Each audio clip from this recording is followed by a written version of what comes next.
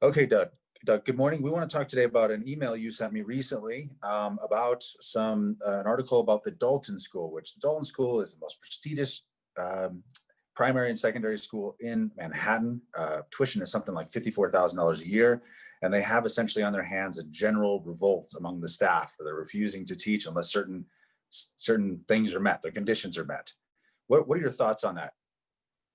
Yeah, well, some of these conditions are actually they're actually clinically insane. Like one is that they want 12 full-time gender Diversity study counselors. diversity counselors, yes. And they want half of the tuition to be given to the New York City public schools, preferably the worst ones, I would think. And it was we ought to have the list of demands here because most people probably haven't seen that list. Do you have that list in front of you, Matt? I do, and I can include it in the description because it is really shocking. But here, this isn't a complete list, but this is some of the things. So they want an additional full-time employee whose entire role is to support Black students who come forward with complaints. They want to pay off the student debt of all incoming Black faculty. They want the elimination of AP courses if Black students don't score as high as white students in those classes. They want to require Black liberation classes. Public anti-racism statements are required from all employees. I mean, the list goes on and on and on. It's not overwhelmingly white school. So these people are just completely overcome with guilt that's been crammed down their throats by the school system and by the media over many years. So I guess it's completely predictable, but this is a trend that's been building up in the US for about 50 years. And it's a trend that started slowly, but just in the last few years, it's gone hyperbolic like this. And we've kind of passed the knee of the curve, and it's gotten into genuinely crazy territory. It's hard to recover from that until we reach a real crisis. So how is this all going to end? Well, I'm a natural optimist, and I see the bright side. And the bright side of this is that places like the Dalton School will self-destruct. I mean, most of the people that send their kids there are limousine liberals. They're rich socialists. They're closet communists, actually. I mean, that's the prevailing ethos in the rich parts of New York. So where does it go from here? I mean, that's what I'm asking myself. But I think it's likely to.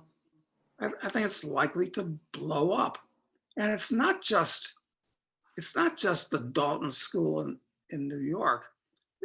Perhaps they're kind of a leading indicator because these are the richest and best educated people in the country that are acting this way.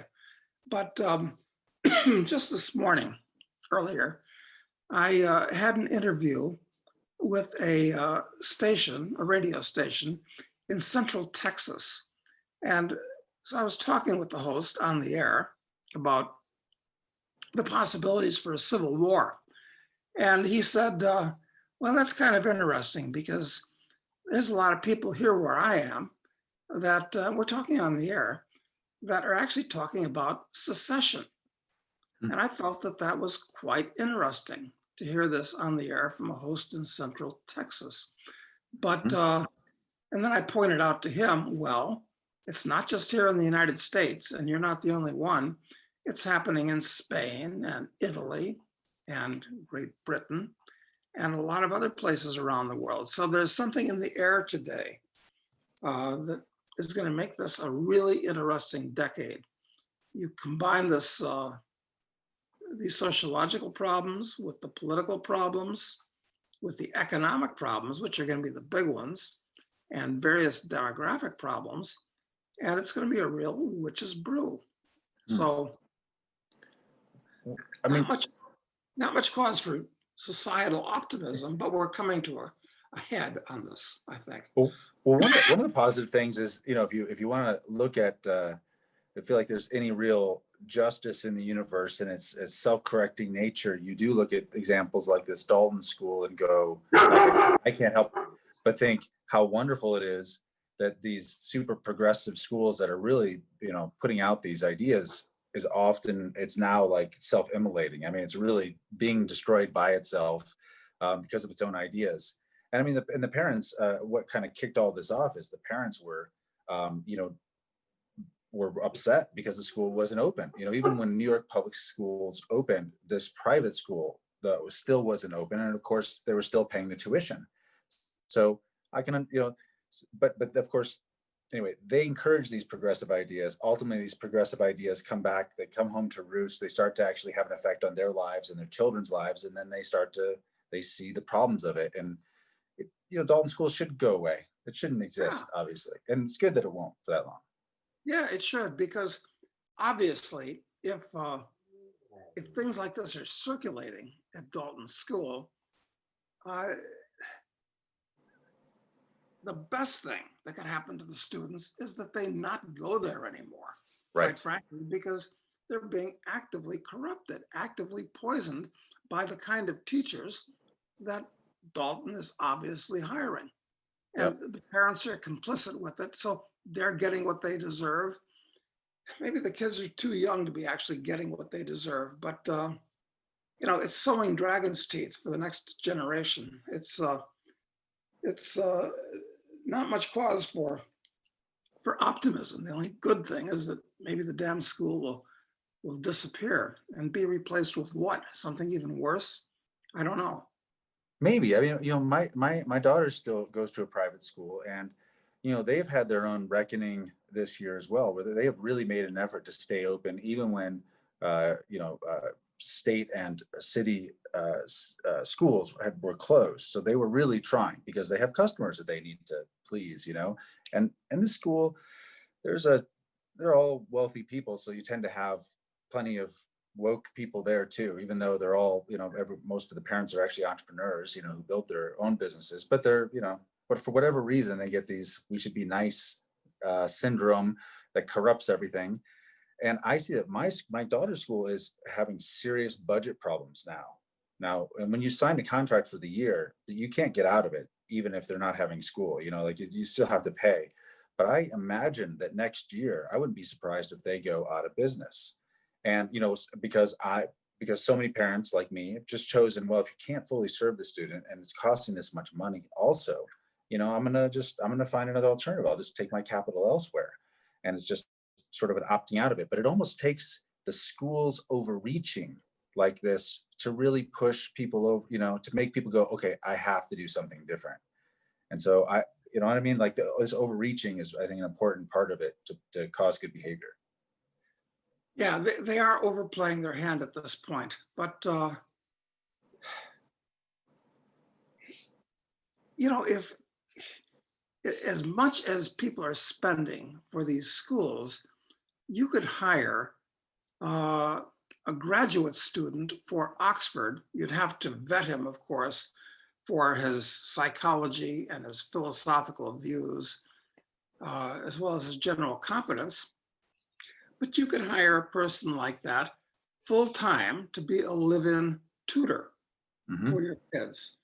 Even if you have just one, I'm sure you could get the guy for 50 grand a year if he's an academic that wants to just have free room and board and an income to work on his thesis or his book in the meantime. So there's no point in sending a kid to an institution where he's going to be actively corrupted. Your kids can get a, a much better and much cheaper education. And of course, there might be a few other parents that would like to take advantage of it too. So the whole education system is thoroughly and completely corrupt at this point. It's got to be flushed. It does. So on the concept of overreaching or overplaying your hand, it seems like we see a lot of that these days. And if you look at the stimulus bill that was just passed yesterday, which I think last night it was passed, which gives another $600 to, every individual, assuming you meet certain qualifications. And, and it also along the way gives, $450 million to Ukraine, $1 billion to Egypt, $1 billion to the Smithsonian, and lots of other giveaways, but it gives $600 away to Americans. I know It feels like, it's nice to see Americans get their table scraps. 700, was that correct? $700 million to the Sudan. Sudan, yeah, That's all about. That's all going to be stolen. It's all of it. absolutely all going to go right into the offshore bank accounts of the guys that the money passes through their hands, guaranteed. And it's crazy. And I mean, if I have to say, if I mean, you and I know we've talked a little bit before about these Jack Reacher novels, and one of the things in these Jack Reacher novels is that Jack Reacher is this guy who basically, he's just he's a retired military guy, and he's just kind of wandering the world. If you people haven't read these books, but one common theme in his books is he brings up this idea that he needs to send a message to the bad guys or to the people he doesn't like for whatever reason. So it's not just about fixing a wrong. He wants to send a message. And I have to say, when I read the excerpts of this bill, and you can't read the whole thing because it's almost 6,000 pages long, I felt like the powers that be in the United States are really trying to send a message. Like they're trying to make it clear that they hate you. I don't know what else to say. Well, and make it clear that they live in their own world, and the world doesn't exist outside the Washington Beltway. And it is a question. That bill, I think I read that it is just short of 6,000 pages. That's the size of a New York telephone book. Now, who could read every word in that thing? Who wrote that thing? How did it get put together? By how many people with how many different ideas? I mean, it actually boggles the imagination. Yep. So, I no, know they the take it. government is totally out of control at this point. It Yeah. really is. But the funny thing is that it's all funny money at this point anyway. I mean, they're printing this money up out of existence anyway, and if they're doing that, and we're not actually restrained by budgetary considerations, you would think that they would, for political cover, offer more bread and circuses for Americans at least, but they don't. Well, one thing that was in that bill that I saw, and the details of it are starting to filter out to us little people, was that there was $80 billion slated for education. Mm. Well, where's that going to go? And why is it needed where people are withdrawing students from the public schools? I mean, who are they going to hire? More administrators? They don't need to build more schools.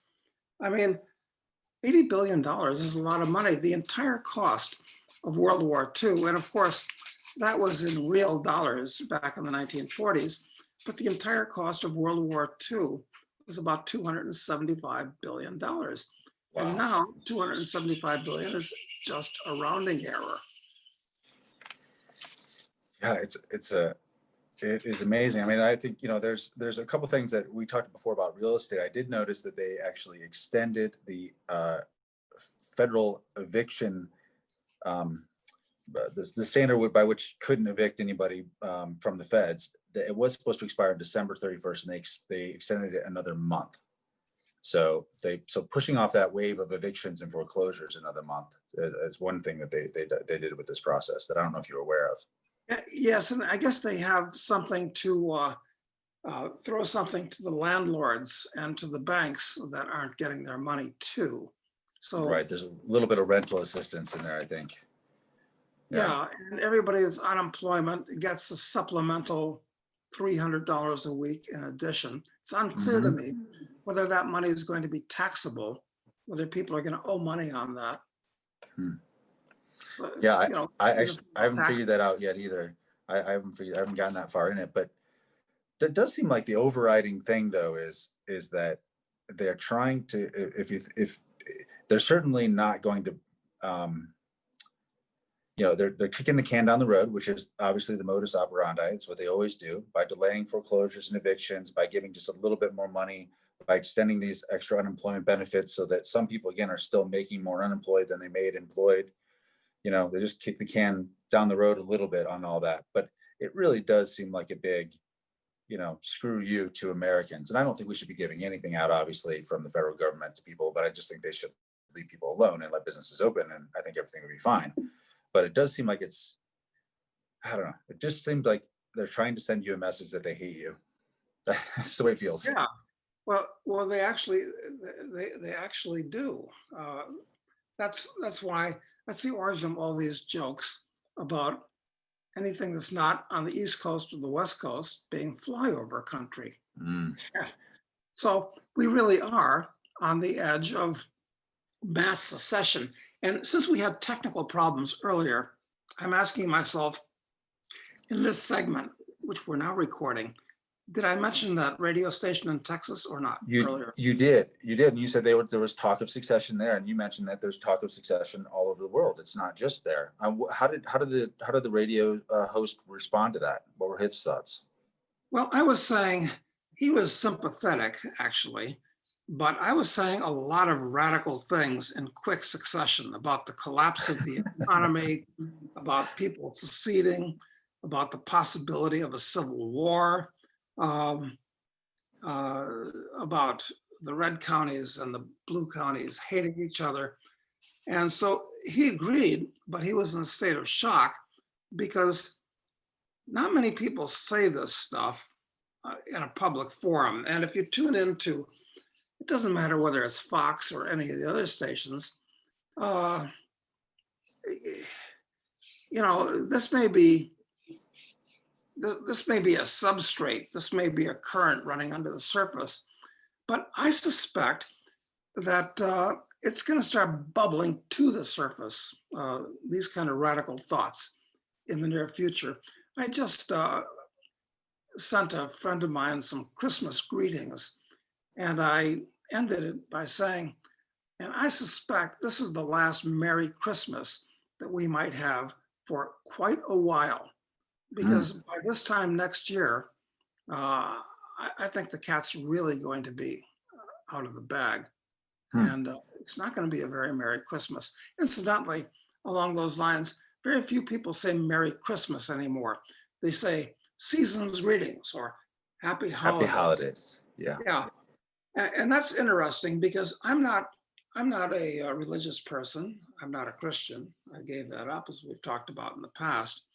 But the fact that it's no longer considered correct to wish people Merry Christmas because you might offend somebody who doesn't believe in Christmas.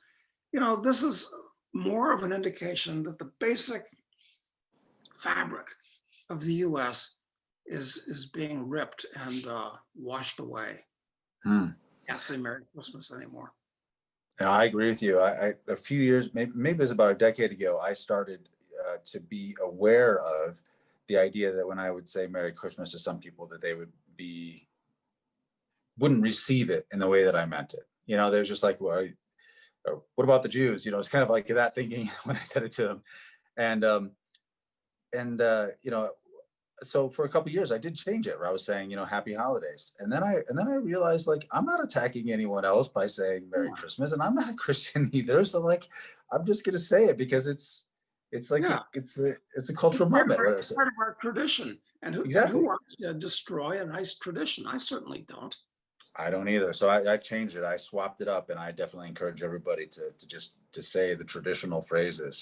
They do have value in them. They do have value. And the idea that they want to pull them away is a problem.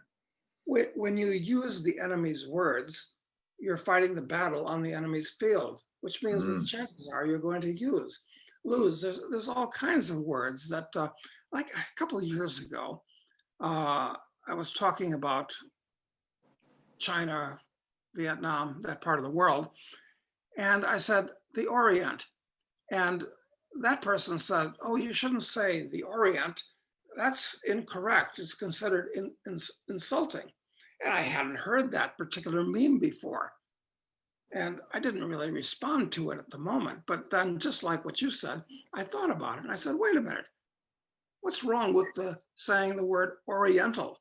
I mean, this is another no-no word. It's just like in 1984, where where most words are no-no words, and it reduces the number of words you can use. And if you don't have the words to describe something, then it makes it hard to think if you don't have the words to think in.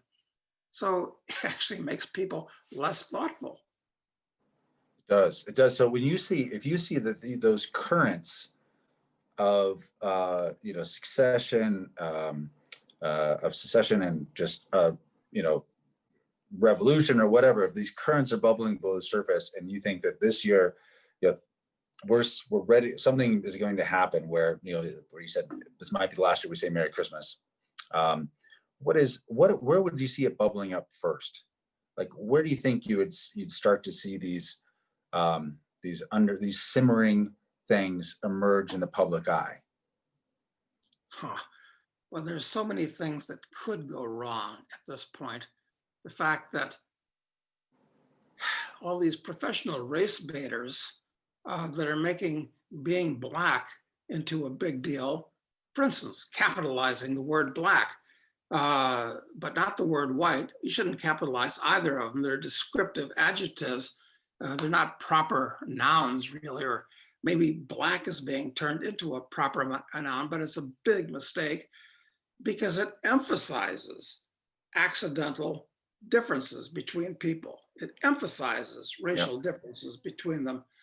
So maybe it will be from a demographic point of view, where a lot of people, where white people get fed up with, being decried because they're white. When I listen to commercials on TV, I think that I must be the last straight white male in America, because it's all just changed, and it's really purposeful. And this has happened in so many parts of society. It's happened everywhere where, affirmative action has gone onto steroids now, where NASDAQ dictates that if you're going to be listed there, you have to have one person with specified sexual aberrations and one person who's not a white person on your board, at least, as if that's either one of those things or any qualification for anything in a business. So maybe it'll be from a sociological point of view, or maybe as the economy gets much worse, and I'm of the opinion it's going to get much worse, because this COVID hysteria was just the pin, or actually, I should say, sledgehammer that broke the bubble. The business cycle still exists, and the business cycle is being aggravated by all this money that they're throwing out willy-nilly. So it could be economic, could be financial. If the stock market finally rolls over for one reason or another, and all these people that are playing in the stock market lose all their money, they'll be unhappy, as well as pension funds go bankrupt and insurance companies go bankrupt. So take your choice. Or maybe it'll be a war with China, because that'll distract people and it will make it possible to blame it all on a foreign enemy. So, Did you think a catalyst could be political in nature, though? Because I'm generally against all of the political organization. I just don't feel like it actually makes any difference at all. But there is one thing that's happening that I find kind of interesting, which is the recall of Governor Newsom, which apparently is going quite well. They're finding it extremely easy to get signatures for a recall election, and I think there are just a couple 100,000 signatures away from forcing within 90 days like a rank order recall election. Where I don't know. I mean, that could open up all kinds of craziness. I didn't know that. Of course, that would be a good kind of craziness. Maybe they'll recall Cuomo next. In fact, half of the governors and half of the mayors in the country should be recalled. Yeah. In fact, it should go right down to the level of county commissioner, should be recalled. And this is why, when I talk about a civil war, I'm really not kidding, except for the fact that Americans are too fat and none of them know how to use guns anymore. And half of them are on psychedelic drugs and the other half are playing video games in their mother's basement.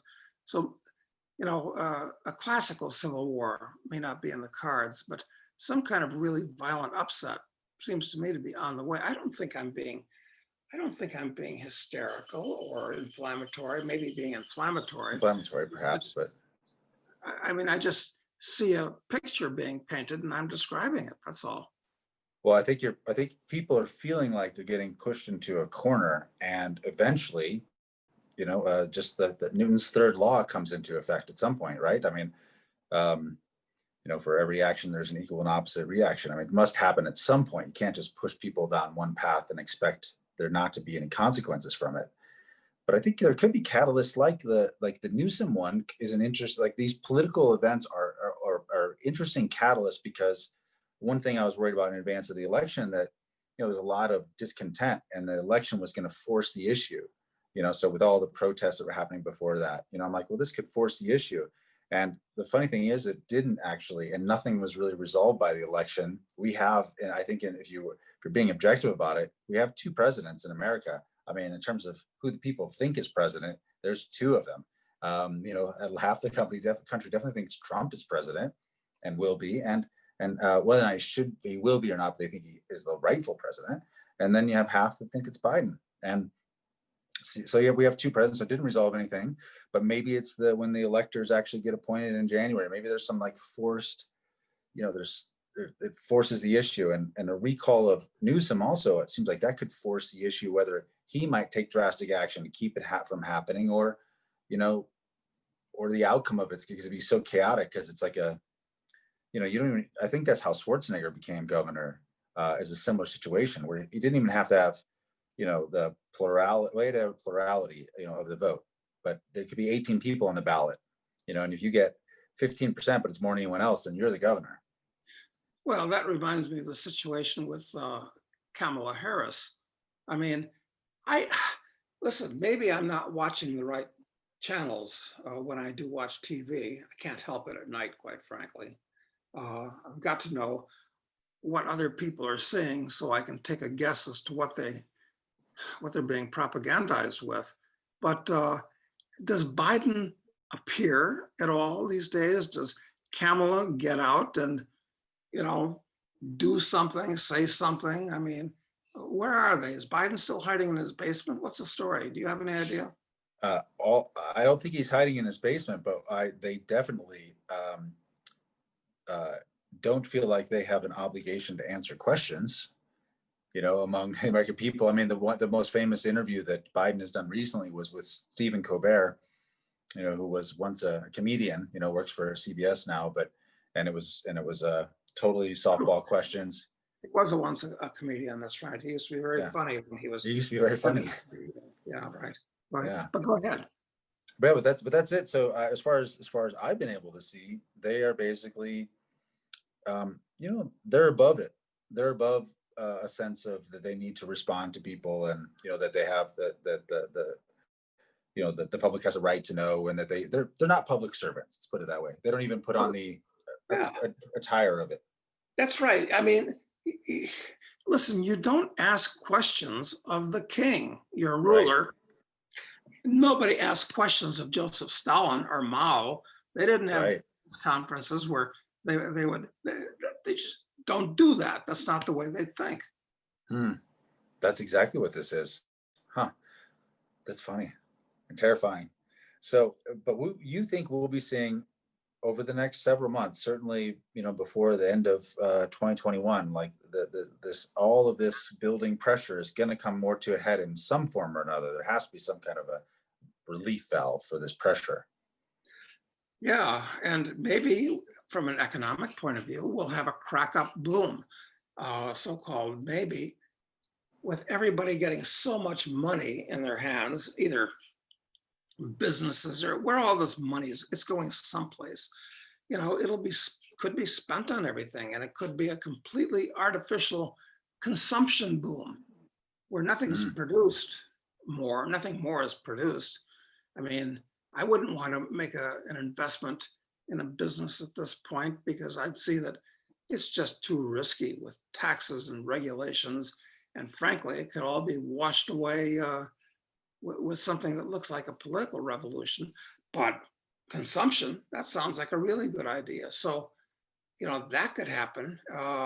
In the meantime, it could be, it could be like a drug-addled craze, Mm. uh, a crazy alcoholic binge where the whole country is consuming all this funny money that's being sent out. But there are really not a lot more real goods to buy. And then Anything, on anything the could tail happen. end of that, I'm sorry, on the tail end of that, inflation is inevitable, right? Because the goods become more and more scarce as that through that consumption, and there's too much money in the system. And at the same time, you could have a catastrophic deflation, a credit collapse in parts of the economy. If the government, if some business or businesses or sector of the economy gets into serious trouble and the government doesn't bail them out and they default on all their debt, then you have a series of dominoes going down. Mm. And it's a deflation. Billions of dollars of assets that people thought existed in the form of the debt of the corporations and the value of their share prices just disappears. And that Mm. has a lot of consequences for people that thought they had wealth that it turned out they didn't. I mean, anything could happen. Even while they're printing up all this money, you could have a credit collapse, at least in sections of the economy. Yeah, you almost wonder, and I hate to ascribe competence to any member of Congress or the people who write these bills, but it could possibly be that some of this foreign aid, the $700 million to Sudan, could you never know. Some of that capital could be to try and offset awful investments there that would default and then cause a cascade in the in the global economy. I mean, these strangely, these little places could be triggers for things that maybe we can't. Maybe it's Egyptian bonds. I don't. You just don't know, right? That's right. I mean, there was a bank in Austria called the Credit Unstall that folded early in the Depression. And that, you think it would be obscure, but it set off a daisy chain that started unraveling anything. So when the whole world is so heavily in debt as it is right now, it limits your flexibility because you've got to service that debt. I mean, you've painted yourself into a corner at that point. Well, that's for that picture.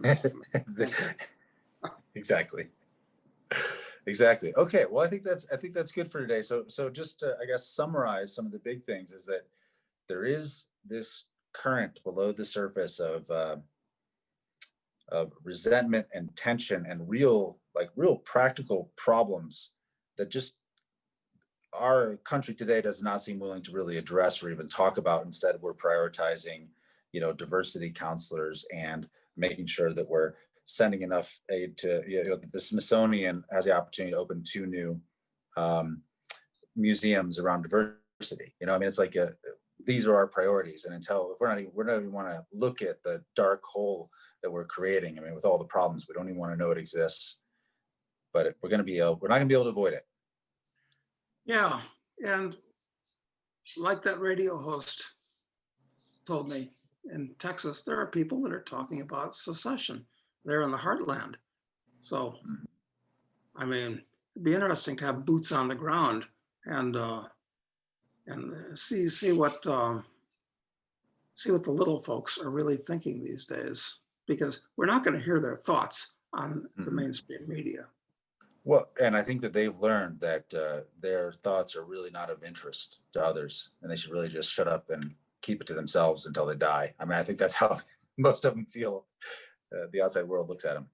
Yeah, and it's increasingly dangerous to say your thoughts. I mean, I had a thrill of fear that went up my spine when I started promoting my novel Assassin, because in the context of what my conversation was with that radio host, I mean, if a government agent was listening to the conversation and then heard about a book called Assassin, oh, the wheels might start spinning within the bureaucracy.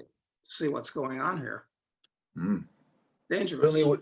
You certainly don't want to become some bugaboo of uh, a federal agent with too much time on their hands. That's for sure. That's right. That's right. That's what prosecutors do for a living, is they find people to prosecute. That's what makes them famous, so they can climb higher on the political ladder. Hmm. So yeah, yeah. I don't want to scare myself as well as scare other people. We're just joking with all this, Doug. Don't take us seriously. Yeah, What do we exactly. know? I mean, this is a semi-comedy show. Let's admit It it. is. It is. If you've watched enough episodes, you've laughed at certain points, no doubt. So it's all an effort, our effort at bad comedy, or Exactly. our bad effort at comedy.